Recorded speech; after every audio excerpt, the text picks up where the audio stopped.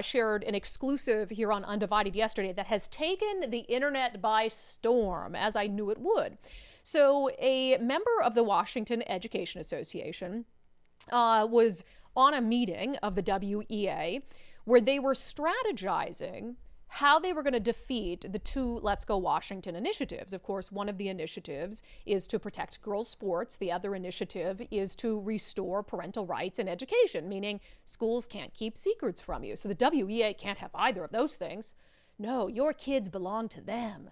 So the teachers union is behind the scenes strategizing. And so this member of the WEA decides that they're going to record this meeting and provide that recording to us so that we can share with you not only what the strategy is behind the scenes, but these are the talking points that the WEA is going to spend millions of dollars pushing out to you in news stories, in TV ads, in mailers. So we're going to give you a heads up as to what their lies and manipulation of the truth around these initiatives are going to be. And I will say, after we played some snippets of this video yesterday, more members of the WEA are coming forward.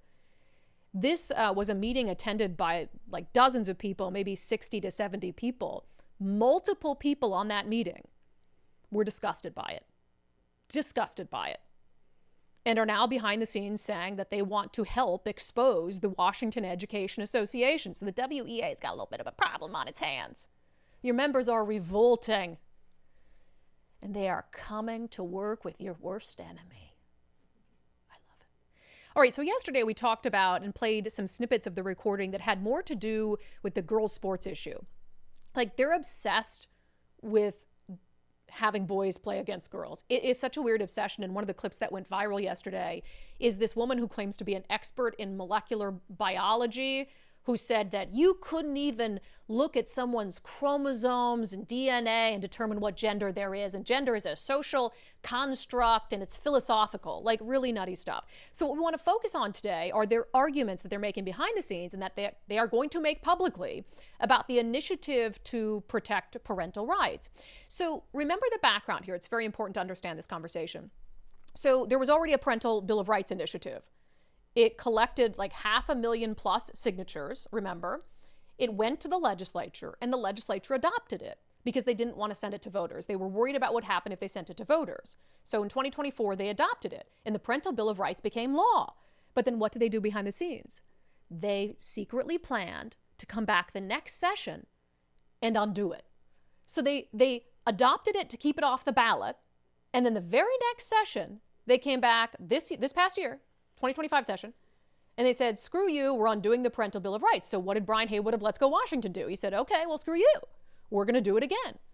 And we'll see if you're willing to, not once, but twice, go against the will of voters. So they're running basically the same initiative to try to restore the Parental Bill of Rights. And one member of this Zoom meeting, so a member of the WEA, is, I think it's just funny because they're kind of stating the obvious of what Let's Go Washington is trying to do.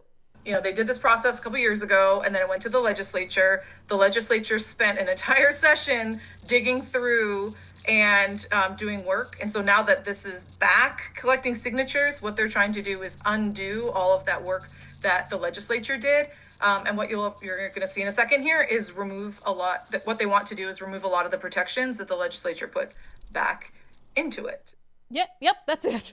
Yes, we are trying to undo the work the legislature did, because the work the legislature did was to undo what voters wanted. So technically, you're the ones who undid everything.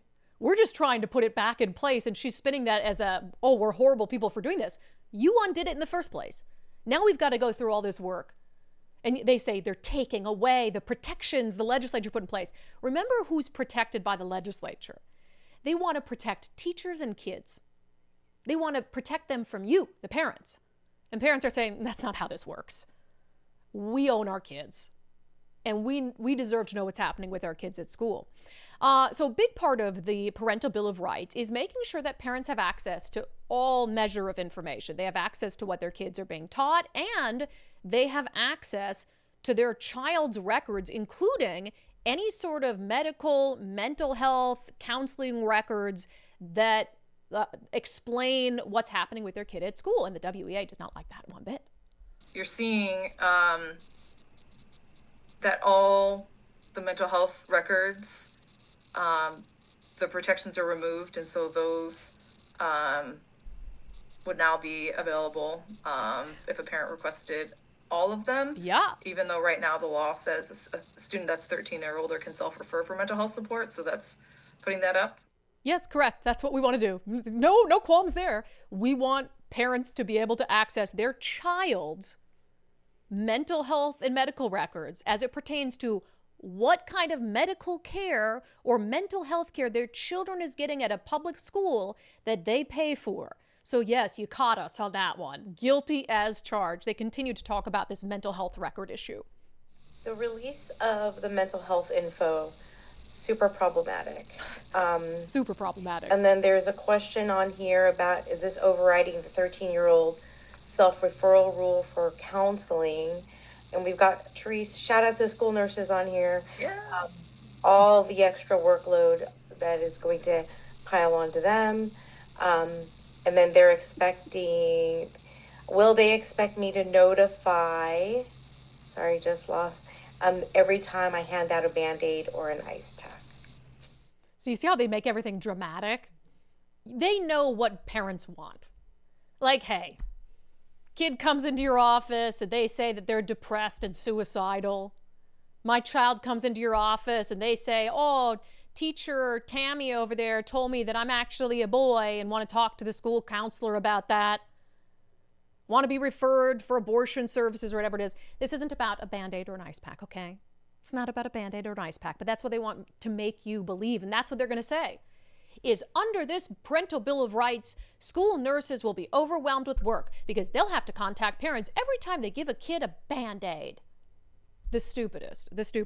So a little bit of context before I go to this next one. So you'll see it up on the screen, but if you're just listening to the show today.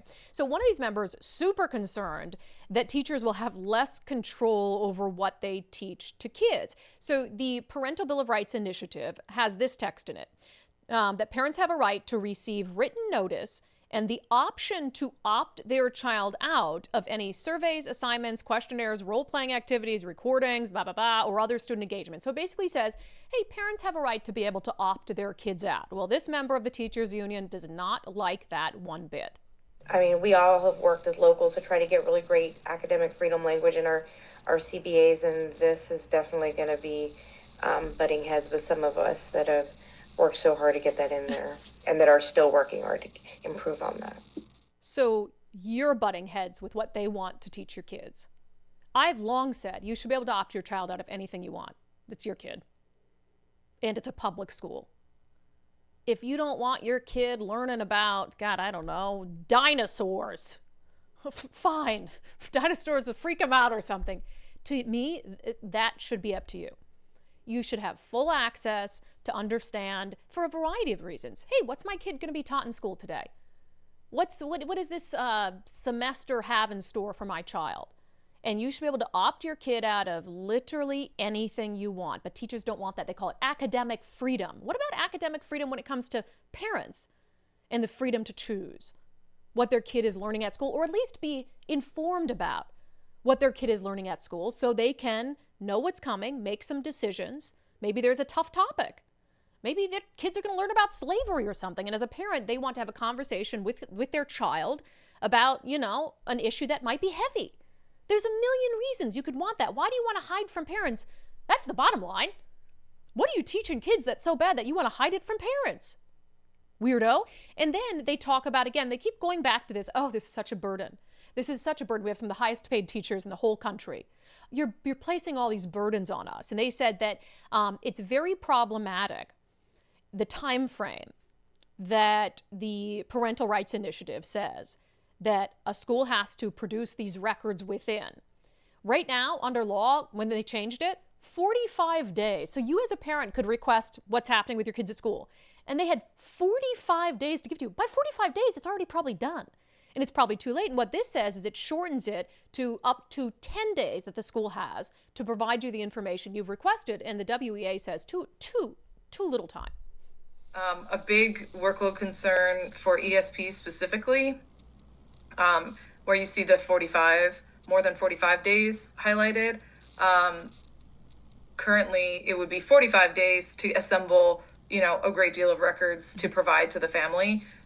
This gets crossed off and it would only be 10 days. So if you're thinking of an ESP in September working to their magic to get all the kids enrolled, that is a massive change. Yeah, massive change, but you're the ones who changed it. Because the Parental Bill of Rights, remember, Democrats passed it too. Now, they passed it for nefarious reasons, but this is what voters wanted. The legislature put it into law. They all voted for it. Up to 10 days. That's a reasonable amount of time. A parent wants to know what's happening with their kids at school. And hell, if you maintain a good relationship with a parent, you can call them and say, hey, I'm trying to get this for you. Let me get it to you as it comes in. But if you're a teacher and you're not going off script, you should have a curriculum that's set and you should be able to send it to parents in a second. You're just making stuff up as you go along? So yeah, we do want it faster. 45 days is too long. And so they treat that as a bad thing. No, that's a very good thing for parents. You just don't like that. You don't want transparency. You don't want parents to know what's happening in the classroom. And this one just shows the motivation here, right? They don't want to lose control.